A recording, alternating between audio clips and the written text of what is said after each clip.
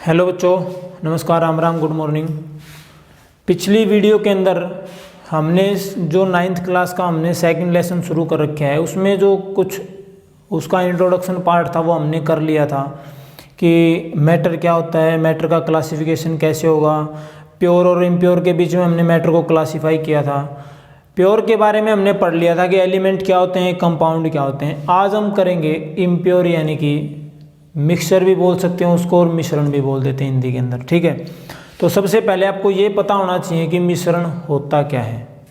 देखो, जब भी दो या दो से ज़्यादा पदार्थों को आप मिलाते हो, जब भी दो या दो से ज़्यादा पदार्थों को आप मिलाओगे तो जो रिजल्ट आपके सामने आएगा बन के, वो कहलाएगा आपका मिक्सचर। यानी अगर मैं बात लूँ, कोई कंपाउंड ले लेता हूँ, सॉरी कोई पदार्थ ले लेता हूँ। मान लीजिए मैंने मिट्टी ले ली और मिट्टी के अंदर मैंने चाक का पाउडर मिला दिया, तो मिट्टी एक अलग पदार्थ है, चाक का पाउडर एक अलग पदार्थ है, दोनों को मैंने मिला दिया। तो ये जो मेरे सामने रिजल्ट बन के आया है कि मिट्टी भी उसके अंदर पड़ी है और चाक का पाउडर भी उसके अंदर पड़ा है, तो ये क्या कहलाएगा? आपका मिश्रण कहलाएगा, यानी कि मिक्सचर कहलाएगा। पानी है, पानी के अंदर मैंने मिट्टी डाल दी, तो ये भी क्या, पानी आपका एक अलग पदार्थ है, मिट्टी आपका एक अलग पदार्थ है, तो ये भी आपका क्या कहलाएगा? मिश्रण कहलाएगा। तो जब भी दो या दो से ज़्यादा पदार्थों को आप मिला देते हो आपस में, तो जो रिजल्ट या जो नया पदार्थ बन के आएगा सामने, वो कहलाएगा आपका मिक्सचर, यानी कि मिश्रण। अब उसके बाद बात आती है अभी टाइप ऑफ मिक्सचर, यानी कि मिश्रण के टाइप कितने। तो देखो, दो टाइप के मिश्रण पढ़ते हैं भाई हम। एक होता है आपका होमोजीनियस और एक होता है आपका हिट्रोजीनियस। जो होमोजीनियस होता है उसको बोलते हैं समांगी मिश्रण, और जो हिट्रोजीनियस मिक्सचर हो उसको बोलेंगे विषमांगी मिश्रण। अब ये होमोजीनियस और हिट्रोजीनियस क्या होंगे? देखो, होमो का मतलब होता है एक जैसा, यानी जब भी कोई पदार्थों को, दो या दो से ज़्यादा पदार्थों को आप मिला रहे हो और मिलाने के बाद आपको कोई जो नया पदार्थ, जो नया रिजल्ट आपके सामने आया, वो बिल्कुल वैसा ही है जैसा आपने पहले लिया हुआ था। मान लीजिए मैंने लिक्विड ले लिया, पानी ले लिया, और दूसरा मैंने दूध ले लिया। पानी और दूध को मैंने मिला दिया, दोनों क्या थे? लिक्विड थे। तो क्या हुआ, जब भी मैंने दो या दो से ज़्यादा पदार्थों को मिलाया, यानी मिल्क और वाटर को मिलाया, मिलाने के बाद मुझे क्या मिल गया? एक सफ़ेद रंग का, यानी उसके अंदर पानी के गुण भी आ गए और उसके अंदर मिल्क के गुण भी आ गए, यानी दूध के गुण भी आ गए। तो एक वो मिक्सचर जिसमें गुण है ना वो सेम रहे भाई। सेम का मतलब पानी था तो पानी के गुण भी उसके अंदर हैं, और दूध मिलाया था तो दूध के गुण भी उसके अंदर हैं। तो होमोजीनियस का मतलब क्या होगा? होमोजीनियस का मतलब होता है कि जब भी आप दो या दो से ज़्यादा पदार्थों को मिलाते हो और मिलाने के बाद जिन पदार्थों को आपने मिलाया है, मिलाने के बाद उनको आप अलग अलग नहीं कर सकते। पानी में दूध मिला दिया, अब उसको छान के दूध अलग और पानी अलग कर सकते हैं? नहीं कर सकते। पानी के अंदर चीनी मिला दी, अब उसको छान के अलग कर सकते हैं? पानी अलग और चीनी अलग नहीं कर सकते। तो जब भी आप दो या दो से ज़्यादा पदार्थों को मिक्स करते हो, आपस में मिलाते हो, और मिलाने के बाद जो रिजल्ट आपके सामने है, उनको, जिन जिन पदार्थों को आपने मिलाया है, उनको आप फिर से अलग नहीं कर सकते किसी फिजिकल मेथड द्वारा, किसी फिजिकल प्रोसेस द्वारा। तो वो मिक्सचर कहलाएगा आपका होमोजीनियस, यानी कि समांगी मिश्रण। A type of mixture in which more than one type of substances are mixed, एक से ज़्यादा पदार्थों को मिक्स किया जाएगा, आपस में मिलाया जाएगा। And but they can not be separated by physical method, और जिनको आप मिलाओगे उनको किसी भी फिजिकल प्रोसेस के द्वारा, किसी भी भौतिक प्रक्रिया के द्वारा आप उनको अलग नहीं कर सकते। वो कहलाएगा आपका होमोजीनियस मिक्सचर। एग्जाम्पल क्या होंगे भाई? पानी के अंदर दूध मिला दिया, पानी के अंदर नमक मिला दिया, पानी के अंदर चीनी मिला दी, ठीक है, क्योंकि वो पूरी तरह से घुल जाते हैं उसके अंदर। उसके बाद दूसरा जो मिक्सचर आएगा वो कहलाएगा आपका हिट्रोजीनियस मिक्सचर। हिट्रोजीनियस मिक्सचर क्या होगा? A type of mixture in which more than one type of substance are mixed but they can be separated. अब यहाँ होमो के अंदर क्या था? हमने मिला तो दिए, लेकिन उनको अलग अलग नहीं कर सकते। हिट्रोजीनियस के अंदर क्या होगा? उनको आप मिलाओ दोगे, जो भी मेथड होंगे, जो भी सब्सटेंस आप मिक्स करोगे आपस में, उनको आप मिला तो दोगे, कोई बात नहीं, लेकिन उनको अलग अलग भी कर सकते हैं। जैसे मिट्टी के अंदर मैंने क्या कर दिया? पानी के अंदर मैंने मिट्टी डाल दी, अब पानी में मिट्टी घुलेगी थोड़ी ना, फिल्टर पेपर की सहायता से मिट्टी को अलग और पानी को अलग कर सकते हैं। तो वो मिक्सचर का टाइप जिसके अंदर दो या दो से ज़्यादा पदार्थों को आप मिलाते हो और मिलाने के बाद उनको फिर से किसी न किसी फिजिकल प्रोसेस द्वारा अलग अलग कर सकते हो, तो वो मिक्सचर कहलाएगा आपका हिट्रोजीनियस मिक्सचर। ठीक है, हिट्रो का मतलब होता है अलग अलग। तो पानी के अंदर चाक का पाउडर मिला दिया हमने, पानी के अंदर मिट्टी मिला दी, मिट्टी के अंदर हमने नमक मिला दिया, इनको भी हम अलग अलग कर सकते हैं भाई। ठीक है, तो ये था आपका मिक्सचर के बारे में। ठीक है, अब हमने कंपाउंड भी पढ़ लिया, यानी कि यौगिक भी पढ़ लिया और मिक्सचर भी पढ़ लिया। अब हम दोनों को एक साथ पढ़ेंगे, इनकी प्रॉपर्टीज पढ़ेंगे, कंपाउंड की क्या प्रॉपर्टीज हैं और मिक्सचर की क्या प्रॉपर्टीज, यानी यौगिक का और जो मिश्रण आपका, इन दोनों के बीच में अंतर क्या है, अब वो पढ़ेंगे। ठीक है,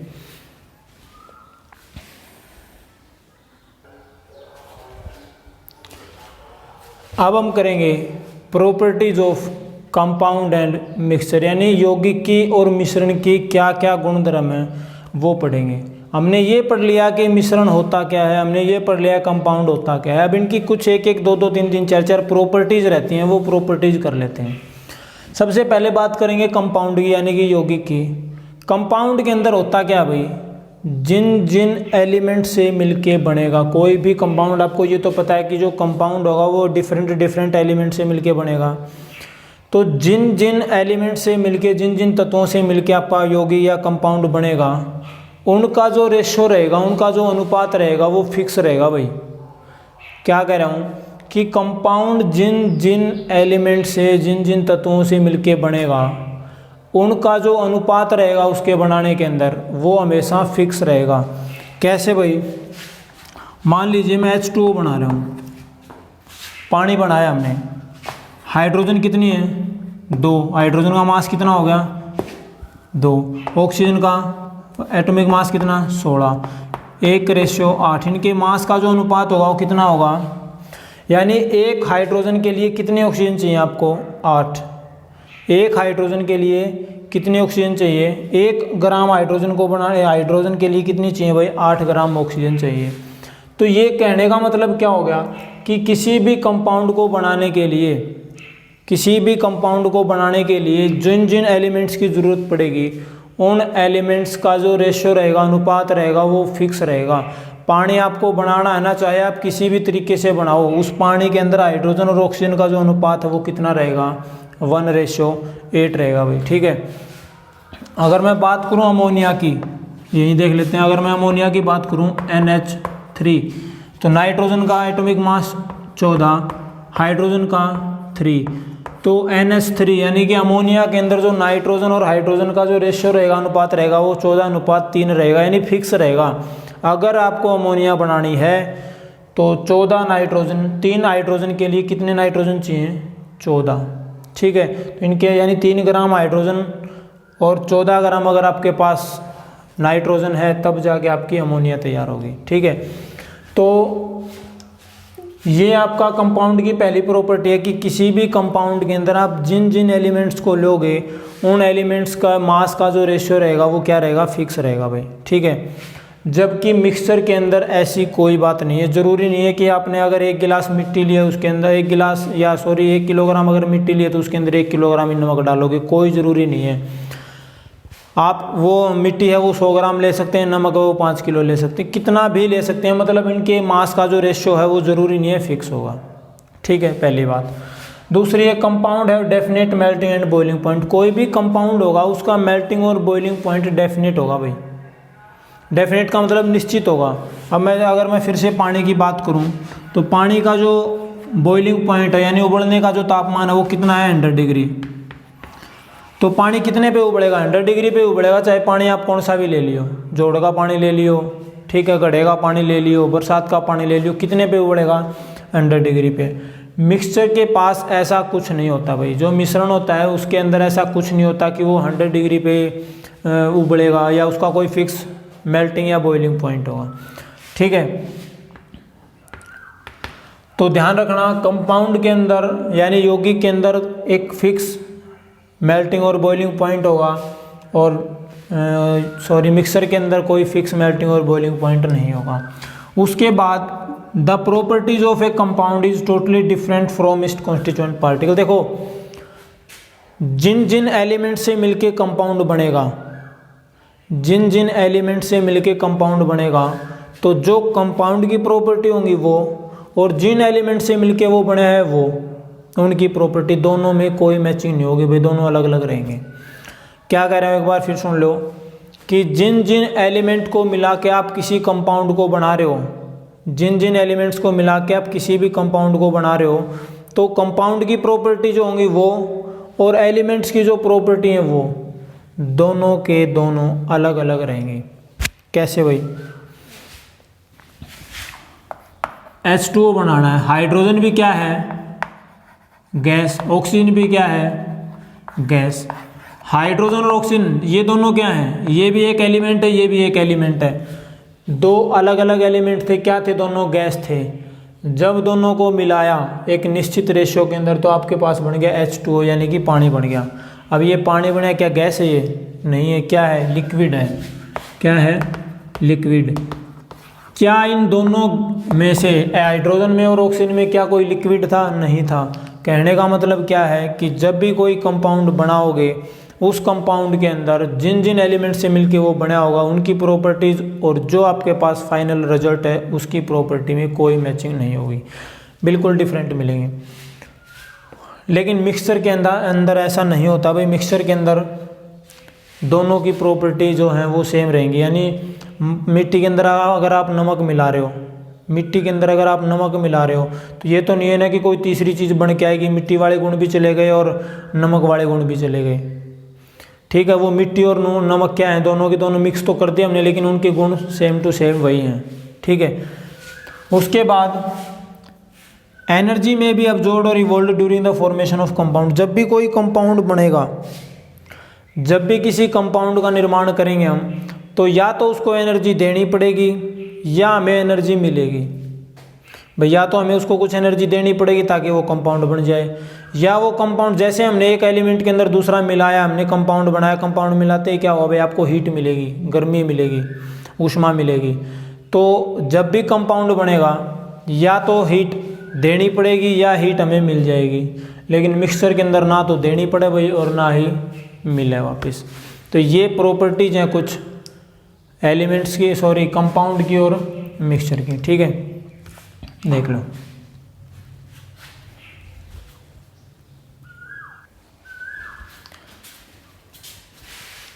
तो properties of compound and mixture के बाद अब हम करेंगे टिंडल इफेक्ट, यानी कि टिंडल प्रभाव किसे कहते हैं। देखो कई बार आपने देखा होगा कि मान लीजिए किसी कमरे के अंदर बैठे हैं और उसके अंदर धूल उठ रही है, किसी धूल भरे कमरे के अंदर जब बैठे होते हैं, या कोई भी ऐसा प्रोसेस लगा लो आप, मान लीजिए कोई कमरा है, बंद कमरा है, बिल्कुल अंधेरा, और उसमें से किसी एक छोटा सा होल है, उस होल में से लाइट आ रही है। ये आपका मान लीजिए कोई कमरा है, ठीक है, और इसकी किसी एक दीवार पे कोई होल है और उस होल में से लाइट आ रही है। ठीक है, अब क्या है कि इस कमरे के अंदर कुछ डस्ट पार्टिकल हैं, वो इधर से उधर मूव करने लग रहे हैं, धूल के जो कण हैं वो इधर उधर घूम रहे हैं। बाकी सारा का सारा कमरा क्या आपका बंद है, बिल्कुल टोटली लाइट नहीं है इसके अंदर। इस जो होल है यहाँ से लाइट आ रही है, तो ये जो लाइट है इस होल के थ्रू जो कमरे के अंदर आएगी, तो जितनी दूर में आपकी लाइट होगी, ये लाइट क्या करेगी भाई, जो पार्टिकल्स हैं, जो डस्ट पार्टिकल हैं, उनके उससे टकराएगी। वो जब भी किसी होल के थ्रू लाइट अंदर आई कमरे के अंदर, तो लाइट ने क्या किया, जो कमरे के अंदर डस्ट पार्टिकल थे उनके साथ टकराई वो लाइट, और टकराने के बाद क्या हुआ, जैसे वो लाइट उनसे टकराती रही, लाइट का रास्ता आपको दिखाई देने लग गया भाई, कि लाइट है ना, अगर उसके अंदर बिल्कुल भी धूल नहीं होगी तो आपको वो लाइट का रास्ता है वो दिखाई नहीं देगा। जैसे ही आपको ये लगेगा कि मान लीजिए मीडियम के पार्टिकल हैं, जो धूल के कण, उनसे लाइट टकराएगी, लाइट टकराते ही क्या होगा भाई, लाइट इधर उधर बिखर जाएगी। बिखरेगी तो क्या होगा, उस लाइट का रास्ता आपको दिखाई देगा कि इस रास्ते से लाइट जा रही है आगे की तरफ। ठीक है, वो पार्टिकल, उस लाइट के रास्ते में पार्टिकल्स हैं, वो इधर से उधर मूव करते हुए दिखाई देंगे। तो ये जो इफेक्ट है कि जब भी आप जो लाइट है, जब भी लाइट है, कोई भी बीम ऑफ लाइट है, जब भी मीडियम के पार्टिकल के साथ टकराएगी और टकराने के बाद जो लाइट आई है उस लाइट का रास्ता आपको दिखाई दे, वो इफेक्ट कहलाएगा टिंडल इफेक्ट, यानी कि टिंडल प्रभाव। कि जब भी कोई प्रकाश की किरण मीडियम के पार्टिकल के साथ टकराती है और टकराने के परिणाम स्वरूप क्या होगा भाई, जैसे लाइट टकराई, टकराने के परिणाम स्वरूप उस लाइट का रास्ता आपको दिखाई दे देगा कि लाइट इस रास्ते से आगे की तरफ जा रही है। तो ये जो प्रभाव दिखा है, ये जो इफेक्ट दिखा है, इसी को बोलते हैं टिंडल इफेक्ट या टिंडल प्रभाव। इसके अगर आप एग्जाम्पल लिखना चाहो तो सुबह के टाइम पे अगर मान लीजिए पौधा है, पौधे के जैसे सनलाइट आ रही है, कोई पौधा है, उसकी पत्तियों के बीच में जो गैप है, मान लीजिए ठीक है, ये पौधा है मान लीजिए। अब यहाँ क्या था, सूरज है। अब जो लाइट आएगी, यहाँ पत्तियों के बीच में गैप होता है भाई, तो पत्तियों के बीच में जो गैप है, उस गैप से टकरा के लाइट जब यहाँ आएगी, दूसरी साइड निकलेगी, तो यहाँ से जो धूल के कण है वो आपको चलते हुए दिखाई देंगे इस लाइट के रास्ते के अंदर। तो ये लाइट का रास्ता आपको दिखाई दे जाएगा कि लाइट इस रास्ते से आ रही है। ये जो इफेक्ट रहेगा इसको टिंडल इफेक्ट बोलते हैं। एग्जाम्पल लिखना चाहो तो किसी अंधेरे कमरे में अगर थोड़ा सा होल कर दिया हमने, उस होल में से अगर लाइट पास करवाएंगे तो कमरे के अंदर डस्ट पार्टिकल चलते हुए दिखाई देंगे, वो इसका एग्जाम्पल हो गया। घने जंगलों के अंदर, फॉरेस्ट के अंदर जब सनलाइट गिरती है स्टार्टिंग में सुबह सुबह, तो जो पार्टिकल्स हैं इन्वायरमेंट के अंदर, वो पार्टिकल्स पार्टिकल्स की मूवमेंट के कारण लाइट का रास्ता आपको दिखाई दे देगा। वो किसका एग्जाम्पल है, टिंडल इफेक्ट का एग्जाम्पल है, ठीक है। और जब मान लीजिए पानी, आपने एक गिलास पानी ले रहा है, उसके अंदर कुछ डस्ट पार्टिकल या मैं कहती हूँ चाक के पार्टिकल आपने घोल दिए, उसके अंदर चाक का पाउडर घोल दिया, तो चाक पूरी तरह से तो घुलेगा नहीं। तो जब आप उसमें से लाइट मारोगे, पास करवाओगे, तो लाइट का रास्ता आपको दिखाई दे देगा, पार्टिकल्स आपको इधर उधर मूव करते हुए दिखाई दे देंगे। ये भी किसका एग्जाम्पल है, टिंडल इफेक्ट का। तो यहाँ तक उम्मीद करता हूँ अच्छे से समझ आ गया होगा। अगर कोई डाउट हो तो पूछ लेना, और यहाँ तक करना आपको। उसके बाद आपका जो चलो एक चीज़ और रहेगी भैया, छोटा सा टॉपिक और रहता है। कब वैसे पढ़ तो लिया होगा आपने 8वीं क्लास के अंदर, 2 टाइप के चेंजेस आते हैं भाई, परिवर्तन। एक होता है केमिकल चेंज और एक होता है फिजिकल चेंज। दूसरा होगा आपका फिजिकल चेंज। एक होगा केमिकल चेंज और एक होगा आपका फिजिकल चेंज। देखो केमिकल चेंज का मतलब क्या होता है, वो कोई भी चेंज जिसको बोलते हैं हिंदी में भौतिक परिवर्तन बोलते हैं भाई, भौतिक परिवर्तन, और इसको बोलते हैं रासायनिक परिवर्तन, रासायनिक परिवर्तन। फिजिकल चेंज के अंदर क्या होगा, एक वो चेंज, वो परिवर्तन जिसके अंदर कोई भी नया पदार्थ ना बने। A change in which no new substance is formed. एक वो परिवर्तन कह दूँ मैं, वो प्रोसेस कह लूँ जिसमें कोई भी नया पदार्थ नहीं बनेगा, वो चेंज कहलाएगा आपका फिजिकल चेंज। यानी फिजिकल का मतलब क्या होता है, उसको देखने से आप उसका मान लीजिए रंग कैसा है, ठीक है। और अब किसी बंदे को अगर हम खड़ा कर दें, किसी बच्चे को खड़ा कर दें, तो आप देख के ये बता सकते हो उसका रंग कितना, हाइट कैसी है, कितनी हाइट है, कपड़े कैसे पहन रखे हैं, जूते पहन रखे हैं, नहीं पहन रखे। फिजिकल चेंज का मतलब, फिजिकली का तो मतलब यही होता है कि उस किसी भी व्यक्ति को आप केवल ऑब्जर्व कर सकते हो, विजुअलाइज कर सकते हो, अपने आँखों से देख के उसके बारे में बता सकते हो, वो तो फिजिकल चेंज हो जाएगा। और फिजिकल चेंज के अंदर ध्यान रखना, यहाँ जब बात चेंजेज की आ जाती है तो चेंजेज के अंदर फिजिकल चेंज में कोई भी नया पदार्थ नहीं बनेगा, और केमिकल चेंज में क्या होगा, कोई ना कोई नया पदार्थ बनेगा। मैं एक एग्जांपल ले लेता हूँ जिससे आपको ये पता लग जाए फिजिकल चेंज क्या है और केमिकल चेंज क्या है, ठीक है।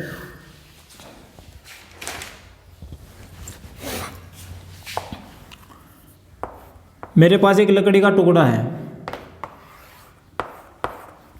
और मैंने इसके 2 हिस्से कर दिए। एक लकड़ी का टुकड़ा था, उसके मैंने 2 हिस्से कर दिए, पहले बड़ा था अब छोटा हो गया। पहले मान लीजिए 5 मीटर का था, अब ये 2.5 मीटर के 2 टुकड़े हो गए। ये कौन सा चेंज हो गया, हर एक उस चेंज को फिजिकल चेंज कहेंगे, जिसमें या तो उसकी साइज में परिवर्तन हो जाए। फिजिकल चेंज कैसे डिसाइड करोगे, अगर किसी ऑब्जेक्ट का साइज चेंज हो रहा है, साइज चेंज कम ज़्यादा हो रहा है, तो इसका मतलब कौन सा चेंज हो रहा है, फिजिकल चेंज। दूसरा उसका कलर चेंज हो रहा है, कलर चेंज, तो हम क्या कह देंगे, अगर कलर चेंज हो रहा है तो भी हम कह देंगे कि फिजिकल चेंज है ये, ठीक है। और तीसरा है हीट, तो इसके अंदर शायद नहीं निकलेगी, ठीक है। स्मेल चेंज हो सकती है वही। बेसिकली ये 2 चीज़ ध्यान रखना कि साइज चेंज हो रहा है और कलर चेंज हो रहा है, तो कौन सा होगा वो चेंज? फिजिकल चेंज होगा। ठीक है, अब ये तो मान लीजिए मैंने, मेरे पास एक 5 मीटर का टुकड़ा था लकड़ी का, इसके मैंने 2 हिस्से कर दिए, 2.5 मीटर के 2 बन गए। पहले 5 मीटर का साइज था, अब 2.5 मीटर के 2 हो गए। साइज में ही चेंज हुआ है ना, क्या हो गया? Physical change. ठीक है, अब अगर मैं इसको जला दूं, इस लकड़ी को मैं जला दूं, बर्न कर देता हूं, इसको जलाता हूं मैं। जलाने के बाद 5 मीटर की लकड़ी का टुकड़ा था, इसको मैंने जला दिया। जलाने के बाद क्या बची भाई? राख बच गई। मेरे पास थी तो लकड़ी और बन गई क्या? राख। क्या इस राख को दोबारा से लकड़ी बना सकता हूँ? नहीं बना सकते। तो वो चेंज, अब नया पदार्थ बना ना, राख। लकड़ी थी, लकड़ी की क्या बना दी हमने? राख बना दी। कोई ना कोई नया पदार्थ बना। इसका मतलब क्या होगा? ये केमिकल चेंज। जिस भी परिवर्तन को आप रिवर्स कर सकते हो, रिवर्स करने का मतलब है कि मान लीजिए भाई रोटी की जो लोई है, अगर लोई बना लिया अपन, उसकी लोई की हमने रोटी बना दी, अभी पकाई नहीं है, कच्ची रोटी गोल कर दी हमने, उसको फिर से वो गोल लोई बना सकते हैं ना उसकी। तो यो भी क्या हो गया आपका? एक फिजिकल चेंज। हमने साइज ही तो बड़ा छोटा कर रहे हैं, एक बार फैला दिया उसको, एक बार छोटा कर दिया।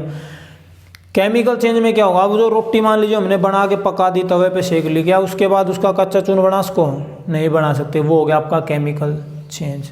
तो ध्यान रखना, फिजिकल चेंज क्या होगा कि जिसमें कोई नया पदार्थ बन जाए, किसी भी वस्तु का अगर हमने कोई नया पदार्थ बना जाए तो केमिकल चेंज। और फिजिकल चेंज में कोई नया पदार्थ नहीं बनेगा।